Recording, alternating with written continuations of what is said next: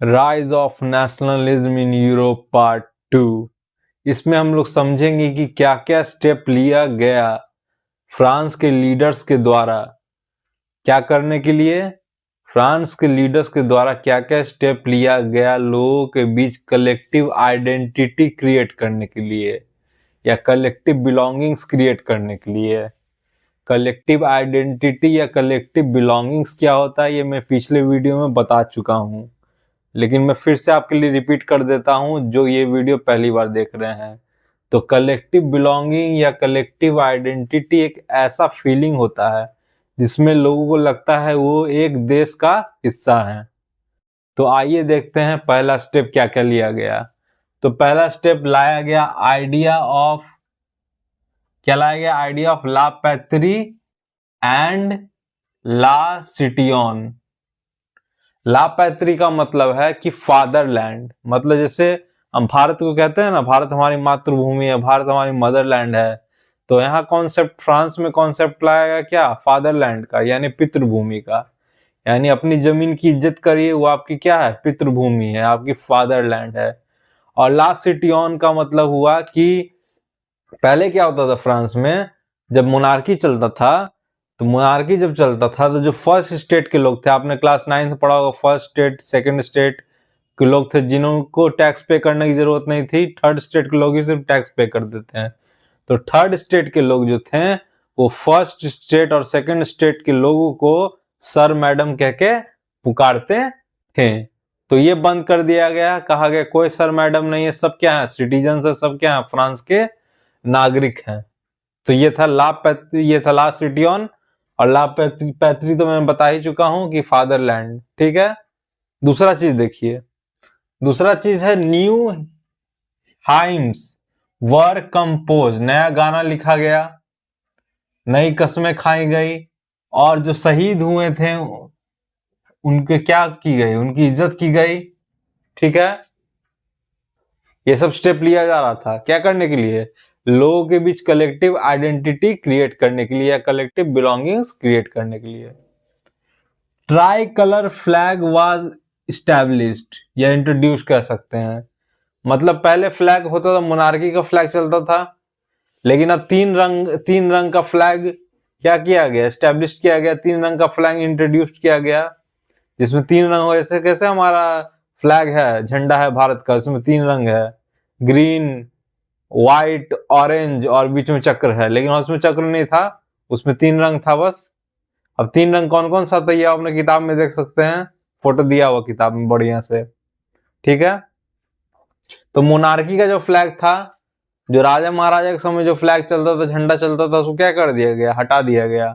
और कौन सा फ्लैग इंट्रोड्यूस कर दिया गया, ट्राई कलर फ्लैग इंट्रोड्यूस कर दिया गया, जैसा फ्लैग हमारे देश में भी है।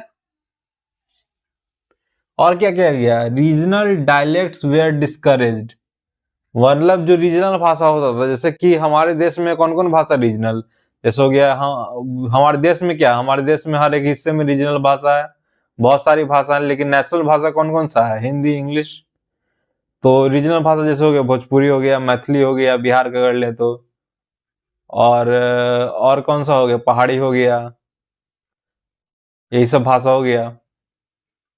तो क्या किया गया कि सारा रीजनल भाषा को डिस्करेज कर दिया गया, मतलब रीजनल भाषा से बोला नहीं जाएगा, आज से सिर्फ फ्रेंच बोला जाएगा फ्रांस में। ठीक है, यही नेशनल लैंग्वेज होगा फ्रांस का।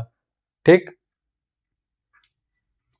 और देखिएगा यूनिफॉर्म मेजर्स वेयर इंट्रोड्यूस्ड, मतलब पहले क्या होता था फ्रांस में, किसी शहर में कोई और चल रहा है मेजर, किसी शहर में कोई और मेजर चल रहा है। कहने का मतलब है जैसे कहीं किलो चल रहा है तो कहीं लीटर चल रहा है, एग्जाम्पल दे रहे हैं, मतलब नापने का तरीका जो है डिफरेंट डिफरेंट तरीका से नापा जा रहा है हर जगह। फ्रांसी में, एक ही देश में हर जगह डिफरेंट डिफरेंट तरीका से किसी भी चीज को, सब्जी को नापना हो, लिक्विड का मापना हो, कुछ को मापना हो, अलग अलग तरीका से मापा जा रहा है।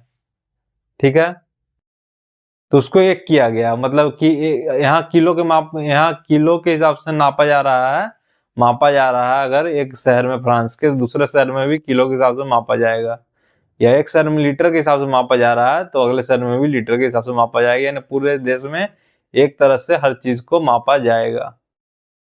ठीक है, और लास्ट है custom duties. And other taxes were expelled. मतलब व्यापार लोग करते थे तो उस पर टैक्स लगता था, उस टैक्स को खत्म कर दिया गया। एक जगह दूसरे जगह लोग जाते थे, अपने ही देश में तो टैक्स लगता था, उसको खत्म कर दिया गया। अब आप अपने ही देश में एक जगह से दूसरे जगह जाएंगे और टैक्स लगेगा, आपको फील होगा कि आप उस देश का हिस्सा हैं? बिल्कुल फील नहीं होगा। इसलिए क्या किया गया, इस टैक्स को खत्म कर दिया गया। अगले वीडियो में हम लोग नेपोलिक कोड के बारे में पढ़ेंगे और जानेंगे वो क्या है क्या नहीं है। आज के लिए बस इतना ही, अगले वीडियो मिलते हैं, तब तक के करें हमारे channel like share and subscribe. अगर आपको 9th या 10th के एसएसटी के नोट्स चाहिए तो हमारे व्हाट्सएप नंबर पर जरूर कांटेक्ट करें। और व्हाट्सएप नंबर क्या है मैं अभी लिखता हूं। व्हाट्सएप नंबर है हमारा 9065770003। क्या है व्हाट्सएप नंबर? 9065770003। इसको मैं लिख देता हूं, क्या है? 9065770003। ये क्या है? व्हाट्सएप नंबर है।